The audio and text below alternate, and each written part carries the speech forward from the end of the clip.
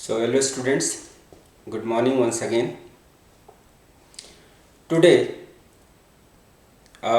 before moving forward in this chapter solid state, I had almost discussed 60% 70% of the chapter. A very few points are left. So before I move forward, let us revise. In this lecture, let us revise the things with what we have learned as on date. Let us take a crisp revision of the things. Let us move step by step. First thing I told about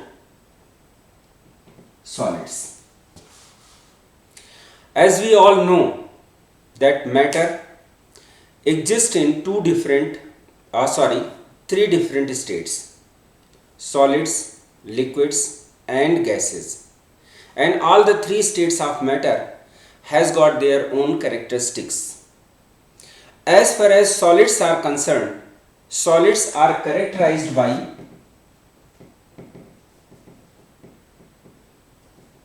fixed shape, fixed volume, high density, uncompressible nature.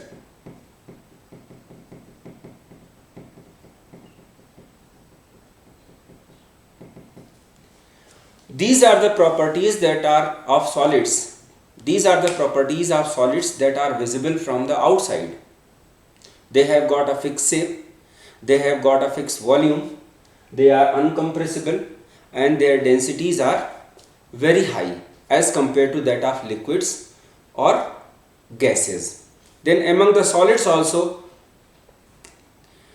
densities vary to a large extent. These are the properties that are visible from the outside. If we go by the inner structure of a solid, there are two things that is to be kept in the mind. First, their intermolecular forces of attraction that are acting between two particles, they are very high, and intermolecular spaces are very less. Say for example, this is the structure of a solid, where these circles which I am drawing actually represents the constituent particles of the solid. So the force of attraction that operates between two molecule or more molecule is quite high. It is so high that molecular motion is almost impossible, and molecules only can vibrate along their mean positions. They cannot change their positions at all, and that results in the fixed shape and fixed volume of the solids. Intermolecular spaces are very less, and because of which further compression of solids is actually not possible. These particles, they are present in a so close proximity with each other. If we try to further compress between them, if the space between them is further reduced, attractive forces changes to repulsive forces, and that this results in the high density, their uncompressible region, and since intermolecular forces are quite high, so large amount of energies are required to separate them, and they generally have got high tensile strength. Their melting points are very high. So matter exists in three different states: solids, liquids and gases, and solids are characterized by their fixed shape, fixed volume, high density, uncompressible nature, high intermolecular force of attraction, and very less intermolecular spaces. So that is how we recognize a solid. Then if you are watching a solid from the outside, there is no difference. But On the basis of inner arrangement of these constituent particles, solids are classified into two different categories. One is called amorphous solid and other is called crystalline solid. Now, as I told you that if you look from the outside, if an amorphous solid is kept over here and a crystalline solid is kept here and you are watching from the outside, you cannot differentiate it. But from the inner point of view, from the inner structure point of view, they are different. This classification of solids is done on the basis of arrangement of these constituent particles which is present inside the solid. In crystalline solids, all constituent particles, they are arranged in a perfect geometrical arrangement. They have got a short range order as well as a long range order. If we take a small part of this crystalline solid, there is a geometrical arrangement of these constituent particles, and if you take large part of that solid, same geometrical pattern is repeated or same geometrical pattern is extended. But this is not the case in case of amorphous solid. Here constituent particles are randomly arranged and they don't have any ordered arrangement. If at all, if we can find out any order, then that is only visible to a small range. So they have got a short range order but no long range order is present. So this is the main point of difference between a amorphous solid and a crystalline solids. Constituent particles are perfectly ordered, they have got an orderly arrangement, they have got a short range order, they have got a long range order, and in case of amorphous solids, constituent particles are randomly arranged, they only have got some short range order.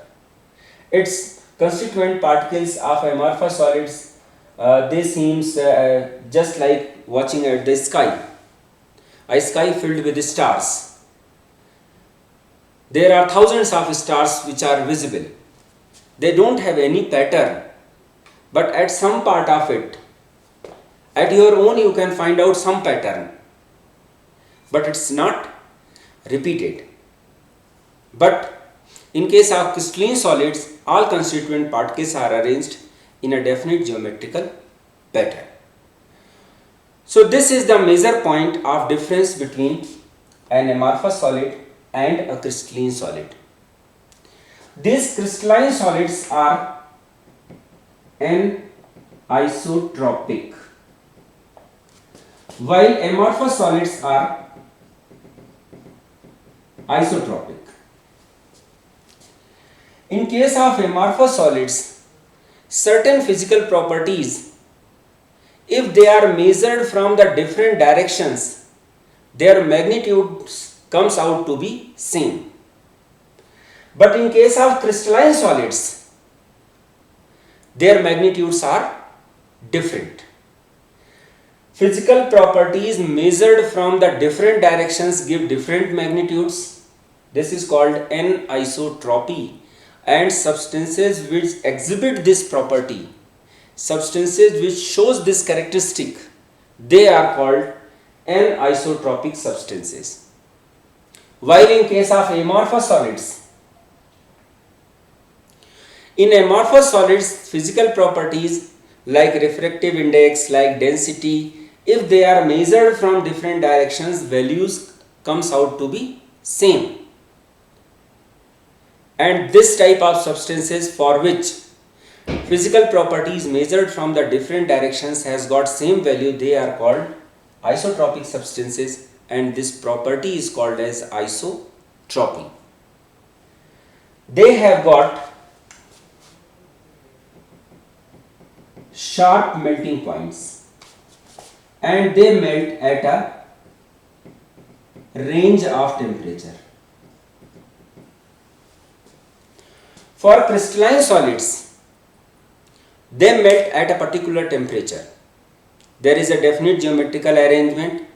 Definite amount of energy is required to break their lattice. So when this definite amount of energy is supplied, their crystal lattice is broken and they forms a crystalline solid. They have got a sharp melting point. Say for example, a crystalline substance melts at a temperature of 120 degrees Celsius. But in case of amorphous solids, since these constituent particles, they are not arranged orderly, there are certain particles which are present at a closer distance, there are certain particles which are at farther distances to each other. Thereby what happens, the forces of attraction that are operating between them they are also different, and as a result of which what happens, different amount of energies are required and they melts at a range of temperature. Say for example, there is a crystalline solid X, so that melts at sharp 120 degrees Celsius. But on the other hand, if I have got an amorphous solid Y, so that will start melting at 120 degree and will completely melt at say for example at 127 degrees Celsius or 130 degrees Celsius. So they melts over a range of temperature. They have got fixed heat of fusion. Their heat of fusions are not fixed. These crystalline solids are also called as true solids, and these amorphous solids are called as pseudo solids. What is meaning of pseudo? False. So they are not considered as true solids because they retains fluidity. What is the meaning of fluidity? Yes, property to flow. If we see old buildings, glass window panes are thicker at their bottom and they are thinner at the top side. Why? Glass is an amorphous solid.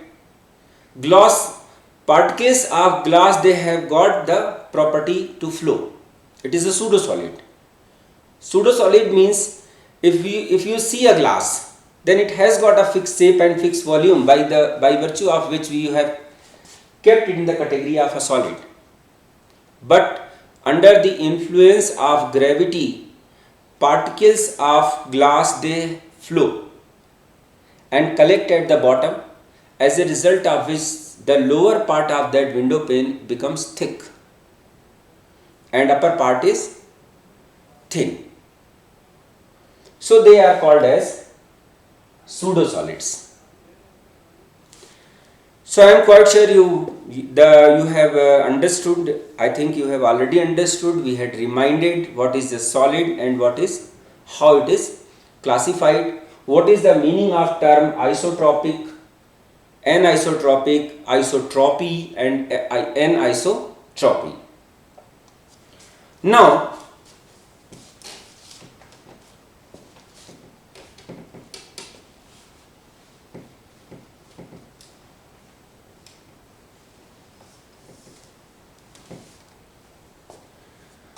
these crystalline solids,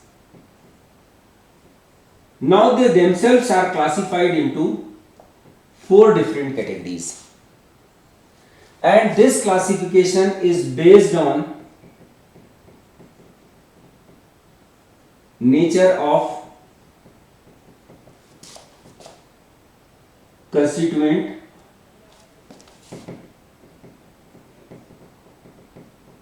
particle and nature of intermolecular forces.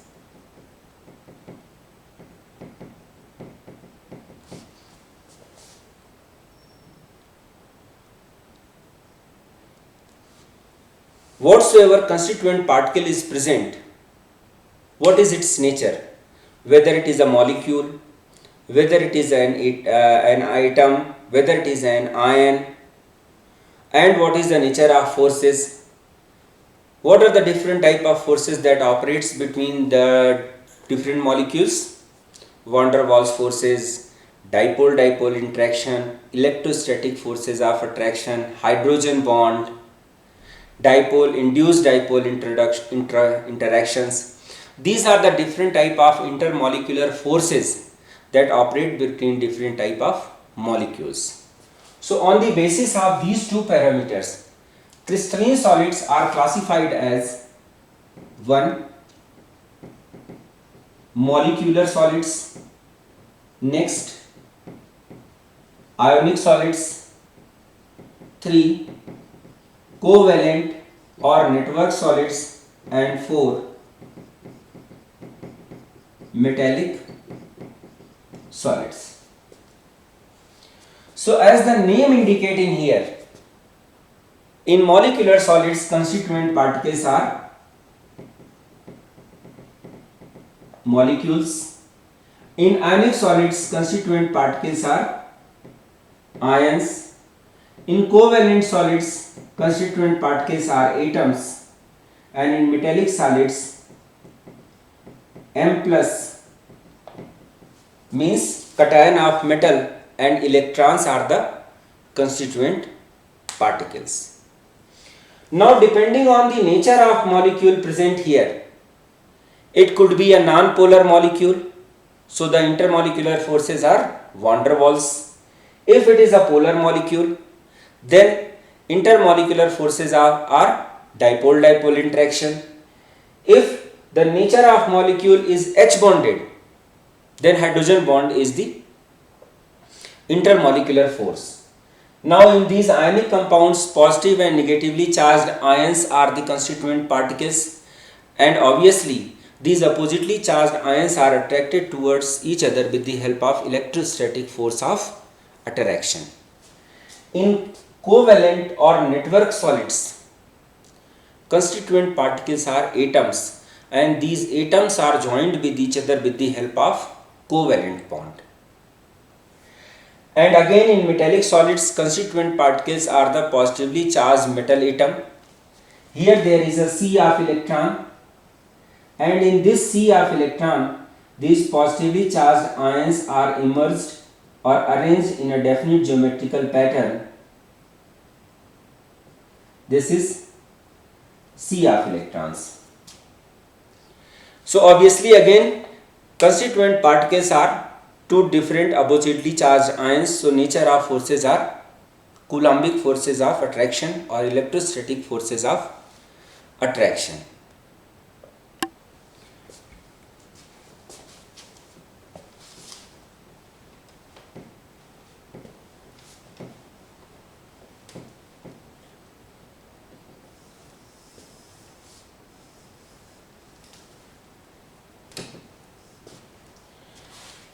So after discussing it, I had discussed that what is crystal lattice and what is unit cell.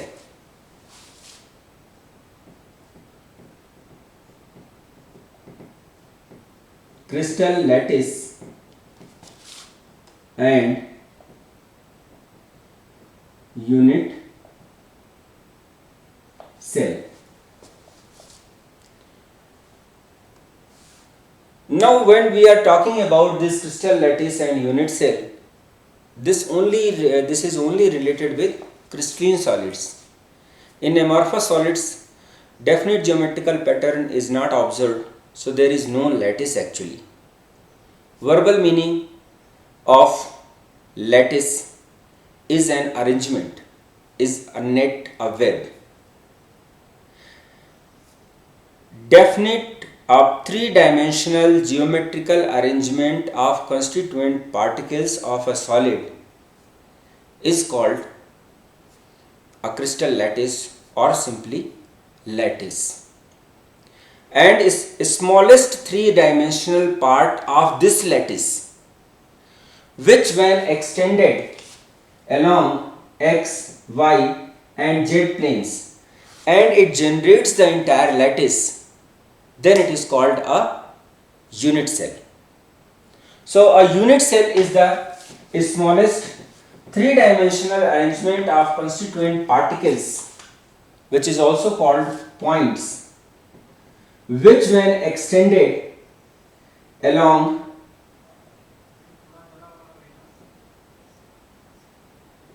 x, y and z planes generates entire lattice is called a unit cell. Now these unit cells are classified on the basis of two parameters. They can be classified on the basis of edge lengths A, B and C and interfacial angles alpha, beta and gamma. So this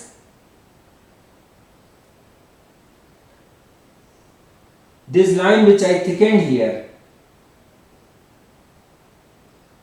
these are the edge lengths and they are represented by A, B and C, and these angles between them is written as alpha, beta and gamma. So these are the parameters on the basis of which these unit cells are classified. First, this is first parameter, and on the basis of this there are 7 type of cells. There are 7 type of unit cells: cubic, rhombohedral, monoclinic, triclinic, orthogonal, etc. They can also be classified on the basis of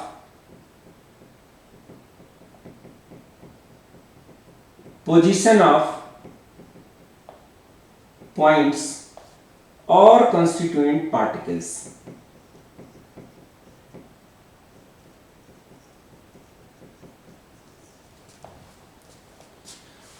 This term point refers to the constituent particle, whether it is an atom or it is a molecule or it is a ion.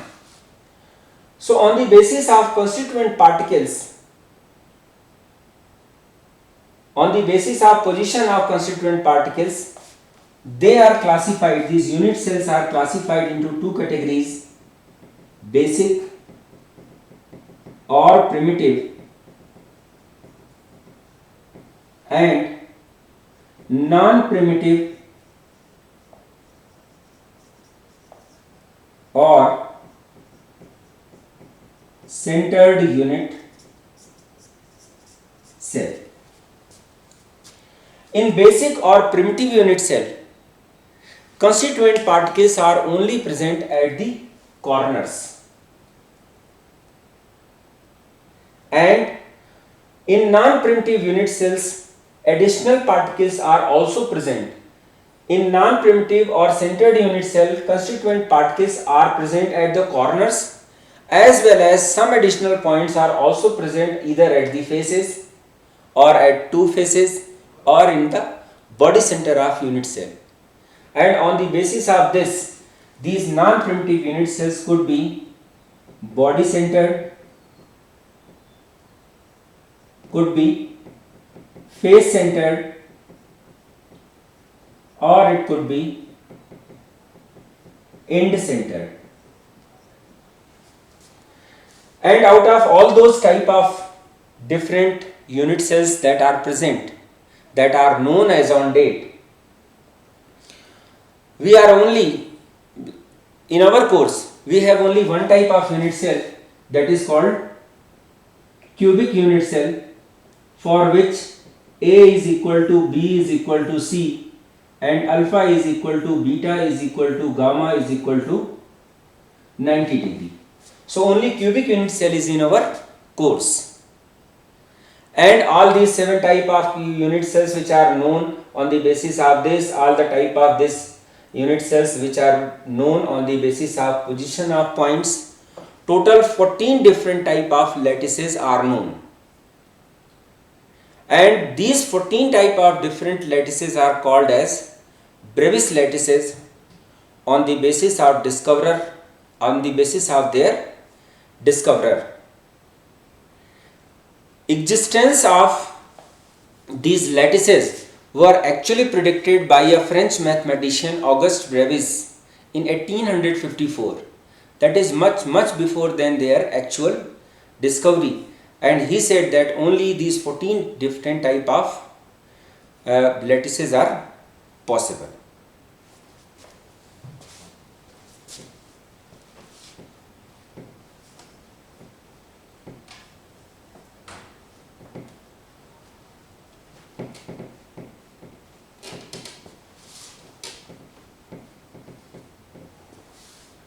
Now we come to the close packing of spheres.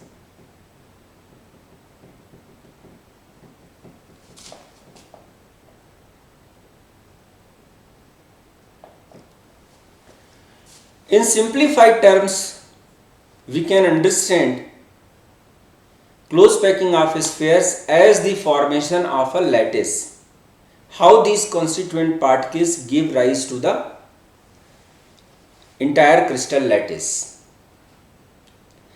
And as I told you, a crystal lattice is actually a three-dimensional structure, and the formation of a three-dimensional starts from one dimension. So, in order to understand actual three-dimensional structure of points, we need to understand theoretical one-dimensional structure and two-dimensional structure. In 1D structure, and again before going to the details of this close packing of spheres, we should keep two things in our mind, that constituent particles are treated as hard spheres.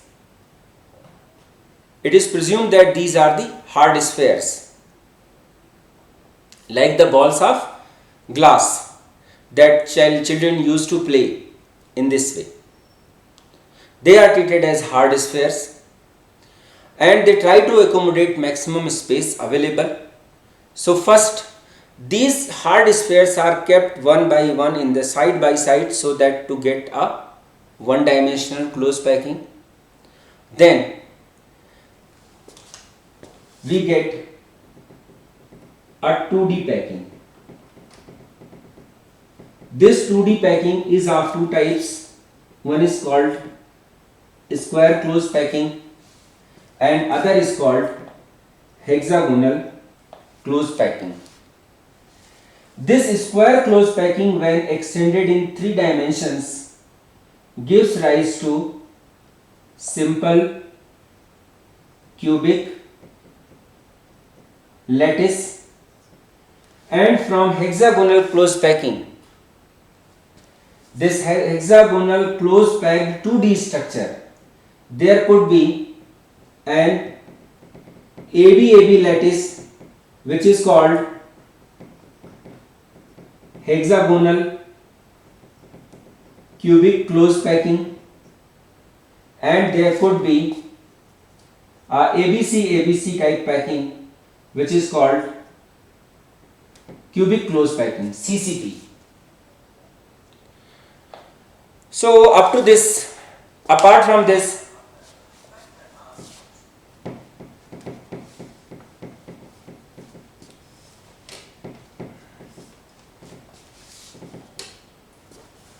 I had explained you the density formula. D is given equal to Z into capital M upon A cube into Na, where D represents the density of unit cell, Z represents the number of particles that are present in unit cell, M represents molecular mass, A represents edge length, and Na represents the Avogadro's constant or Avogadro's number. Now this A is actually determined experimentally using X-ray crystallography or electron diffraction study, and density can be calculated. Density of unit cell is same to that of density of substance. So out of these 5 parameters which are shown here, if 4 are known, then fifth can be calculated easily. So this is what I had told you as on date, and with this revision I am quite sure that you would have properly understood. Now I request all of you to go through your NCERT book, try to solve some problems based on these concepts, and from our next lecture onwards I will move forward to tell you about crystal imperfections or defects in crystals. Thank you.